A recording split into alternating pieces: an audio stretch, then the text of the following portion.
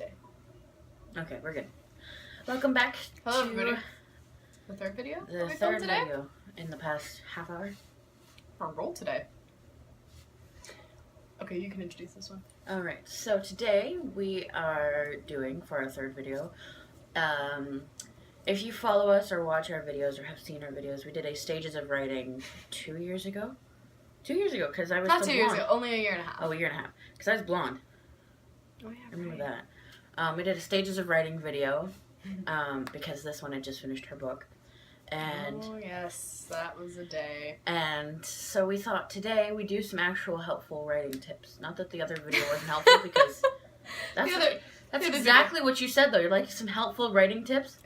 The other video was not helpful. It was funny, I thought, but it wasn't helpful. So it wasn't helpful. So we thought we would give you some actual tips on, you know, how to write a book, what to do. Writing a book. Crying a lot helps, too, to be fair. God, it's true. We have both experienced this quite a bit, so let's get into it, shall we? Let's begin. Okay. Let's go. So my first tip for writing... I think we should just do tips. Just list them off, not do... Yeah. Okay. I know, but... Yeah. Well, you're like, your first tip, and I'm like, well, why don't we just do like 10, tip, though? It is the first tip. It is the first tip. My first tip is find a place to write that is appealing to you. So for me, if I'm just like sitting in my bed writing, I'm not gonna come up with anything that great. Although, I mean, my bed's pretty awesome, but like, it's not gonna, it's... I feel that was very sexual. Not at all. My bed's comfortable. Not this one. Well, okay, fine. Not this Your one. bed back home is My bed at comfortable. home is comfortable. Not this one. We're not talking about this one. Oh. Okay. Anyways, I love writing in my bed, but I'm not typically at my creative peak when I'm there. I find that if I force myself to kind of get up, go out, typically a coffee shop is my go-to place.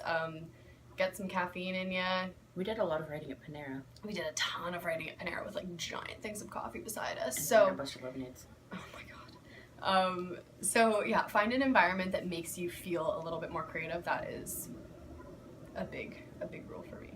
I think for me, mine kind of like branches off that one. Again, it's like I said in the college chips video, I'm a firm believer in your product of your environment. So,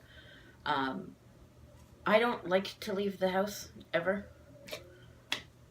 Just a fact. Like, this is a lot for me.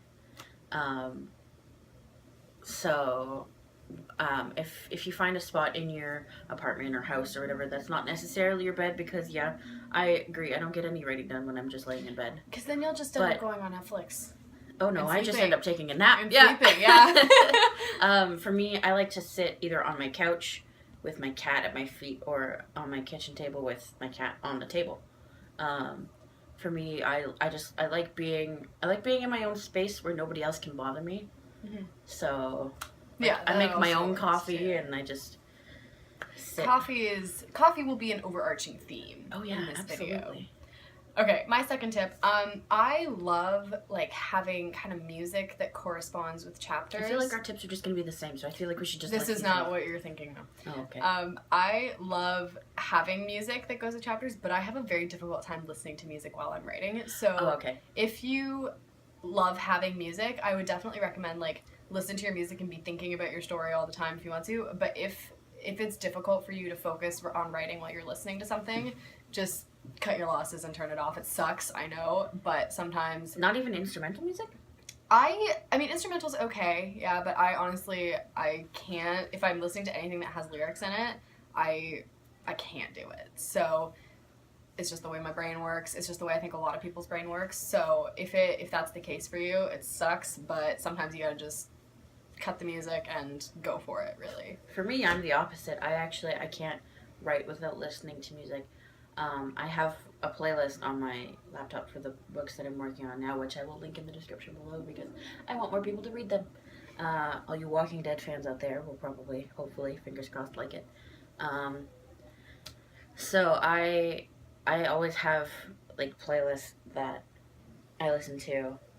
I'm pretty sure I just listen to those songs now because it's like a combination of all my favorite songs, but also, you know, it correlates to different points in my stories and my books and whatever. Because like I said before, in our song video, I have one song that is literally like it's an entire book is based off of it. So I'm one of those people who has to like listen to music when they're doing anything, but especially when they're writing because it cuts out all other noise. And fair enough. Where's my next tip? Oh, right. Okay, my next tip is if you're the kind of person that likes to have like a plan for your book, my advice would be definitely have one, but I try to just have it as a loose guideline, like not follow it too closely. So when I wrote my book, I had like a religious plan that I like stuck to, and it was like every chapter I was like, this will happen, this will happen, this will happen. I wrote the whole thing and I reread it and I'm like, this doesn't work. So I went back and I reworked in a whole bunch of stuff that I hadn't originally planned for, and that helped the flow of the book so much more. So if you need a plan, absolutely go for it, make one, but also feel free to just throw in some ideas as they come along. that's a good tip because mine actually, I had chapter points in my first book, and the one chapter was literally like completely different, and it was like they worked. Certain points worked better in earlier chapters. Certain points worked better in late chapters. So make it a loose guideline. Yeah, absolutely. For me, what I love to do is find your like if you write like we write on Wattpad. If you find what I like to do is write the description of the book and like do the cover page. That way, it gives me a little bit of inspiration. And if you find like makes you more excited, if you know the premise of your story, and you're not just like, hey, I'm just gonna write about whatever. If you have the idea in your head for a long time, and you have the description, from the description you can create your cover. And for me, like having a cover to look at, so that you get excited and you know kind of where you want to go with the story. Have the description and the title page always there.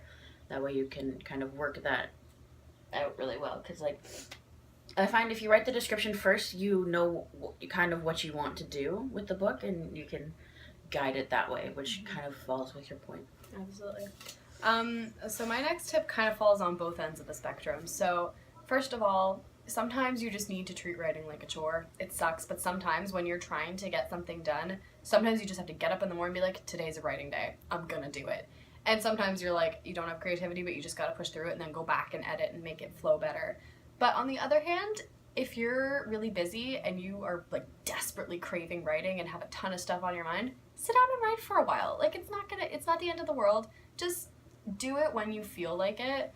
But also sometimes just accept the fact that you will need to just kind of nose to the grindstone, get it done. My next point was actually kind of already put in my head, but now it's based off of your point. We're so good at this. So, what I do, I work, usually 30 plus hours a week. So I'm always at work. So I always have a notebook in my bag. And so when I'm on break, I write down like plot points that I want to put in, and like I just always have a piece of paper or papers with me. You know, I write on receipt paper all the time. I did that too. We both did it. We would print out receipt papers and write stuff down. And it's just like I don't do it as much anymore because I work days, but like when I worked a lot of weekends, it was quieter. I was able to do more writing, but on my breaks and before work, and sometimes after work, if I just need like a minute to like relax before I drive home, because driving angry is never a good idea. I just sit and I think about what I want to happen, and I don't make a list of where they're gonna go. I just make a list of plot points that I know I want to happen. The place where my plot points always popped up for me at work was when I was mopping the floors.